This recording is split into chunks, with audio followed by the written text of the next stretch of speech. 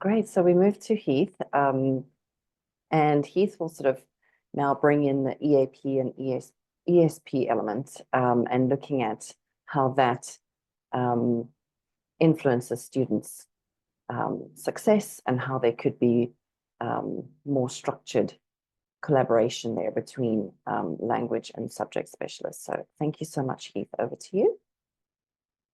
Thank you so much. Let me just make sure my thing is set up right. It is. Okay. So you should be able to see my screen and hear me now. Okay. So yes, as Samantha mentioned, I'm going to more now turn to, once again, still focusing on the learner, but looking at the role that EAP and ESP might create in or take when supporting that learner to be successful in EMI.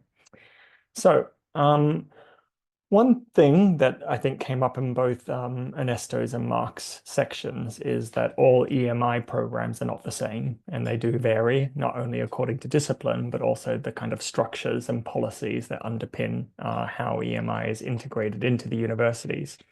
And the way that language is sometimes integrated into those models varies greatly as well, depending on that planning. And so one thing I've got on this screen right now is a representation of just some of those EMI models that exist according to whether or not language support is provided or not provided, and then where their expectation is for language-related issues to be dealt with, whether it's pre-sessional, they think that language-related issues should happen before enrolling in EMI programs, or in-sessional, that language-related issues are dealt with when students are actually undertaking EMI studies. Down the bottom corner, we have the ostrich model. So this was Ernesto's term to talk about EMI programs that basically avoided all problems and just said, everything's fine. You know, our students' language, they don't have any language issues. They have enough proficiency to cope in EMI. We don't need to provide any support. And, you know, a lot of research has really shown that this is really not the case, I think, for the vast majority of EMI programs, particularly those that have kind of newly emerged, that don't have a really long history. And so it's not quite ideal in terms of supporting students. We also have the selection model, where students on EMI programs have met specific English proficiency standards before they start. So we can sort of think about this as an IELTS test that students may have to pass before entering. But what we know from research is that even when students pass threshold benchmarks of English proficiency, it doesn't mean that they don't then face challenges on the program and might also need support. And I think even in Anglophone universities, where we have a long tradition of this selection model, language support is often offered to students in various forms as well. We have the preparatory year model also, where it's offered before language issues are dealt with before students undertake EMI. For example, in Turkey, some students will take a 1-year intensive pre-sessional English program prior to the EMI program to build up that kind of academic literacy for the students to succeed.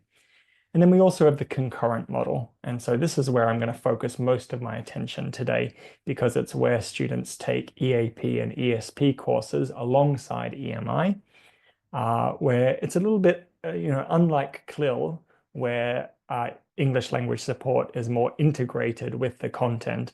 Often these courses kind of are taken in parallel as separate courses alongside the content courses. And so this is where I'm going to focus most of my attention today.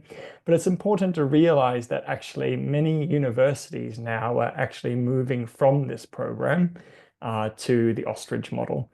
And so I was recently talking to some colleagues in Spain where they were saying some universities were closing down their language centers because there was this thought from the top down, policymakers that, oh, we have EMI now, so we no longer need the language centers because EMI will boost that language ability. And what I'm hopefully going to show today is to convince people, the complete opposite.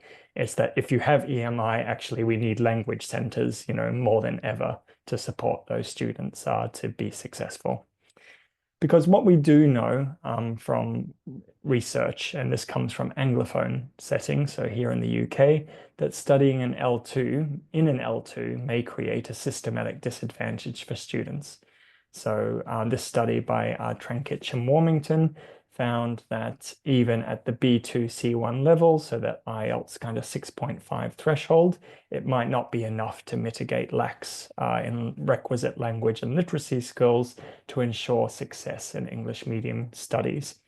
And they found that in the UK here, a majority of the variance in grades could be explained by language and literacy indicators. So ideally, we would hope that, for example, if you are enrolled in chemistry or engineering, that your performance and knowledge of chemistry and engineering should be what leads to a better grade. But what they're finding actually is that there are language and literacy indicators that really predict grades. And so, the kind of assessment that students are facing is not solely about the content alone. And there is kind of a language and literacy element to succeeding in that English medium environment. To use an analogy from Ikuya Aizawa, he has used the analogy before that an EMI student can sometimes look like a duck swimming on the water, where it looks effortless, when we look at it from the surface, that it's swimming, effortlessly. But actually, the water here represents the challenges. And under the water, the EMI student is paddling a lot with a lot of effort in order to succeed, okay, in what they're doing. And we don't often see that effort that's happening under the surface. And we see this also in a lot of the EMI literature. And so I won't go into this in great detail because it's been well documented that students face numerous challenges in EMI, that it can, create detrimental effects on their subject learning. There are communicating problems to communicating content. So, a kind of more of a focus on those receptive skills rather than the productive skills. Mark was focusing on that kind of IRF. There's been research looking at those kind of questioning patterns that have found fewer questions being asked. When they have been asked, they're not really those higher order questions that we might expect from these classes. So to use the iceberg analogy, once again, we need to look a little bit more deeply in what's happening under the water. So I'm going to draw on some, the kind of general trends that I'm going to talk about for the rest of the talk come from an overview of literature from a systematic review that I've recently conducted with a team here at the University of Oxford. And you can see that systematic review team there. And this was really to update that very prominent systematic review carried out by Ernesto and Samantha and other colleagues several years back to get an update on what we have known since that time. And also, parallel to this, we've had a review team conducting meta-analyses looking at those kind of subject and language outcomes. And so that's with two colleagues who are based in South Korea. And so I'm going to draw on those, but what I really want to focus on actually is the sheer content of the sheer quantity, sorry, of EMI research that we have really encountered since that original systematic review. So in our review, we started with our initial search, which is the same search as the Macaro et al. 2018 systematic review, where we started with 3,677 papers. After initial screening for duplicates and those that didn't fit, we ended up with a little over 2,100 papers. After the abstract reviews and tagging for research questions, we ended up with 921 papers. And so just to give an indication, in the green here what was in the original Macaro et al. Systematic review. So in their first stage, they had 606, they moved to 285, and then to 83. And so what this really indicates is the kind of sheer volume of EMI research that has really happened since that review. And for us, actually, 921 papers, even for our large review team, was just far too much to cope with.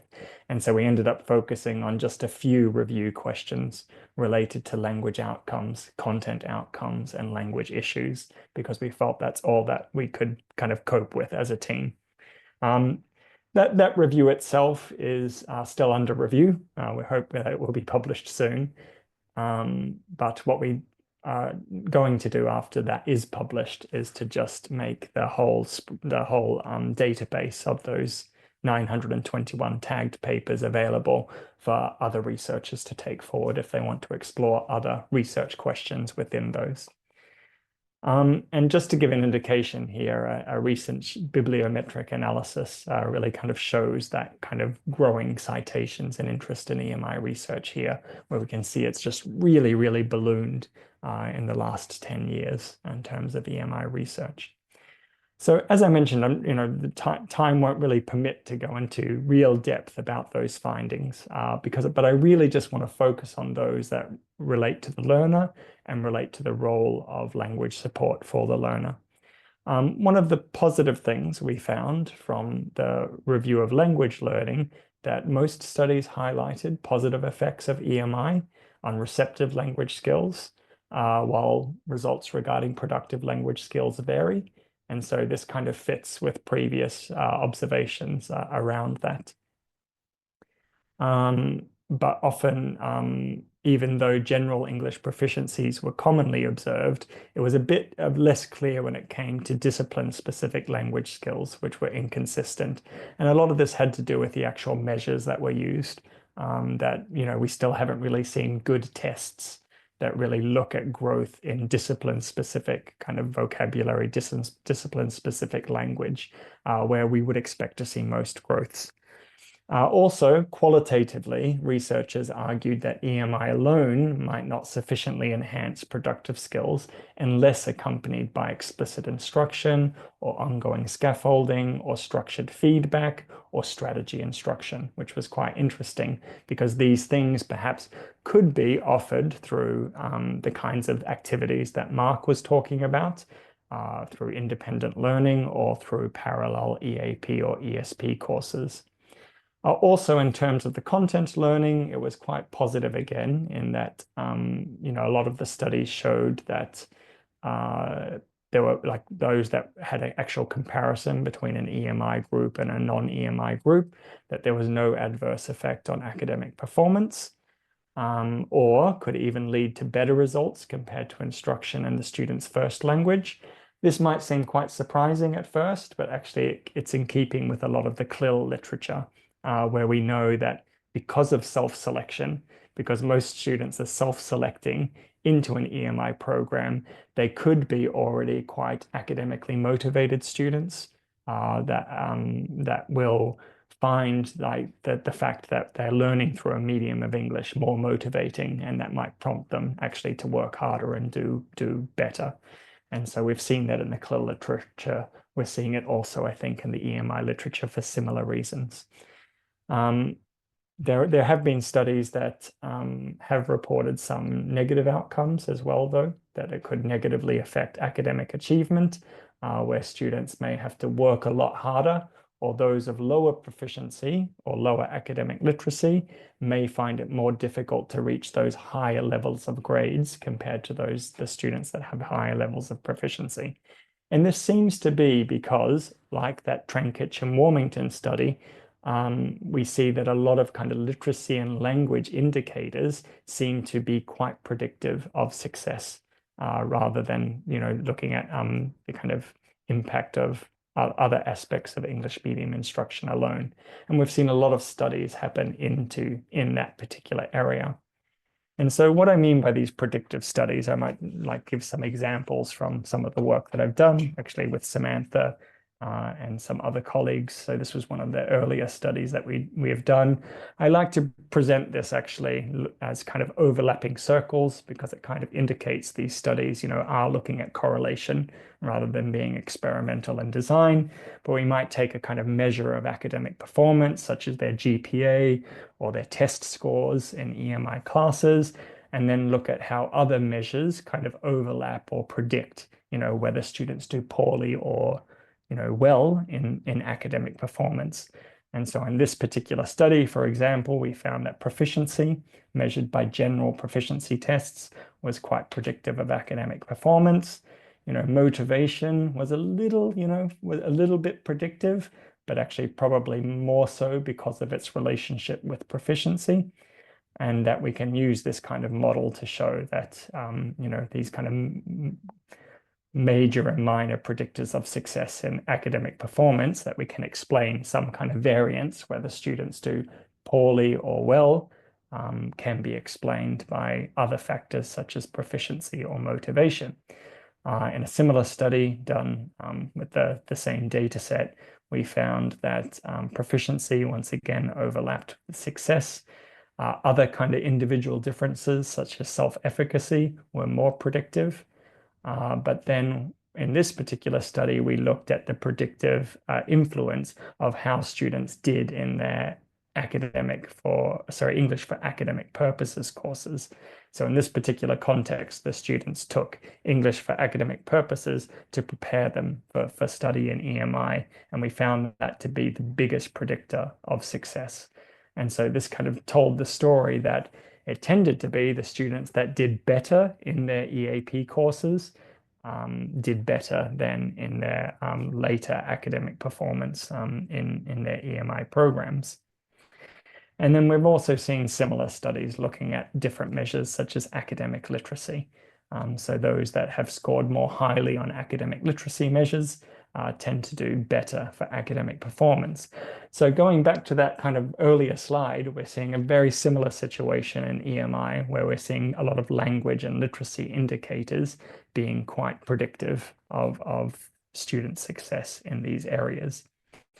And so academic English literacy then, I think, is really I think is really underpinning a lot of the kind of, or at least the area that we can focus on, that can maybe lead to supporting students to perform better in their English medium instruction courses. And so I should indicate that actually this is still based on correlation data. I think we still need some kind of good experimental research that will really look at, the kind of true impact on EAP or ESP courses. But when I talk about English academic literacy, I'm talking about the kind of difficulties associated with academic English literacy, which impacts students' content language outcomes compared to first language instructed programs. Academic literacy is a multifaceted concept, which includes reading, writing, and oral discourse, and it involves skills required to comprehend, evaluate, interact with, and produce texts in academic settings. And so these things are really, kind of the kinds of targets of EAP or ESP courses. And in similar work that we've done, we've also kind of highlighted the fact that proficiency, while it is important, there's not a real clear evidence that there's the kind of magic threshold that 6.5 IELTS is this magic number where suddenly challenges dissipate. And so this was something that we focused on in another one of our studies, where although there was a relationship between proficiency and academic literacy or challenges, that there wasn't a point where suddenly challenges dissipated. So this was not really. So an indication would be then that language support may be valuable for most students entering an English medium environment, especially those who have not previously received training in academic language literacy. So to sum up a kind of body of studies, what we find across a lot of these kind of predictive studies is that we have some kind of main predictors such as EAP, ESP, proficiency, and academic literacy, and some minor predictors that have been shown like grit, self-efficacy, instrumental motivation, self-regulation. The positive story for me, coming from a person who was once a English language in EAP teacher in an EMI environment, is that the main predictors are kind of teachable in EAP courses through good language planning. We can focus on proficiency, academic literacy. So the main recommendation then that I would say from this research is that language support is essential for success, but it's often lacking in language planning. So proficiency is important, but it's not everything. And regardless of students' English proficiency, there are clear benefits for language support, and that language support classes are essential in emerging EMI contexts. But a lot of factors are connected to the amount of support needed, such as proficiency, previous EMI experience, and vocabulary knowledge. and that students of varying proficiency respond differently, actually, in terms of the kind of strategies that they might use in that EMI environment. And so who might need support more? Well, students that have no prior experience with EMI might require different pathways or of it to make them more prepared to take on EMI. Perhaps those with lower basic vocabulary and those with lower academic vocabulary, and students with lower baseline proficiency as well, because we do see that relationship. And so what a lot of the research has also pointed for is a kind of need for very specific, so English for specific academic purposes. So while general forms of EAP are concerned with the provision of English for students in all fields of study, English for specific academic purposes really focuses on the needs of students from specific disciplines. And so that is, those people studying mechanical engineering versus organic chemistry versus international business might need very different types of language support in order to prepare them, for the right vocabulary, the right genres of listening, writing, reading, in order to be successful in EMI classes. And so how can EAP, ESP teachers support their students? They could offer more targeted ESAP to support them rather than general EAP. Offer tailored support pathways according to students' varying backgrounds and needs. Include tasks in language classrooms to prepare students for the types of learning which they will engage in EMI, and also to pre-teach the requisite discipline-specific vocabulary to students. And we do see this happening in some contexts. So here's a picture of a slide that I took at the English as a Lingua Franca conference last year by some researchers in Taiwan that talked about, really presented on what good language planning looks like, where they showed that they had, in this context, this university where EMI was very new to the university and new to the students, they had planned parallel ESP courses that really targeted the kind of language learning outcomes for those EMI programs with kind of parallel English language support.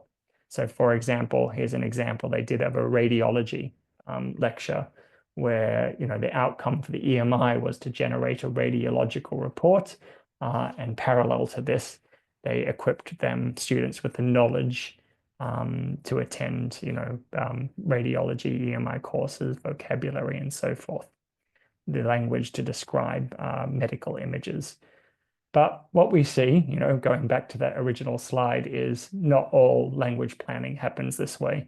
And it is often moving in that other direction where, university planning avoids, or ignores problems. And so this then goes back to Mark and Ernesto's talk, where we think, well, what can we do in situations where, this kind of excellent ESP, parallel courses are not offered. It is then left up to the students actually to kind of build up their own repertoires of learning. And I think this is perhaps then where, Ernesto and Mark's book really plays to that strength, that it actually gives the students the tools outside of those kind of structures if they're lacking to cope with it themselves. I hope I didn't go over time, Samantha. I forgot to No, time myself timing. when I started, but hopefully that was about right. Perfect timing. Great. Thank you so much. Yeah, super insightful, and can't wait to read the systematic review as well as the meta-analysis in progress. That'll be a great addition to the literature. So thank you so much for all that hard work.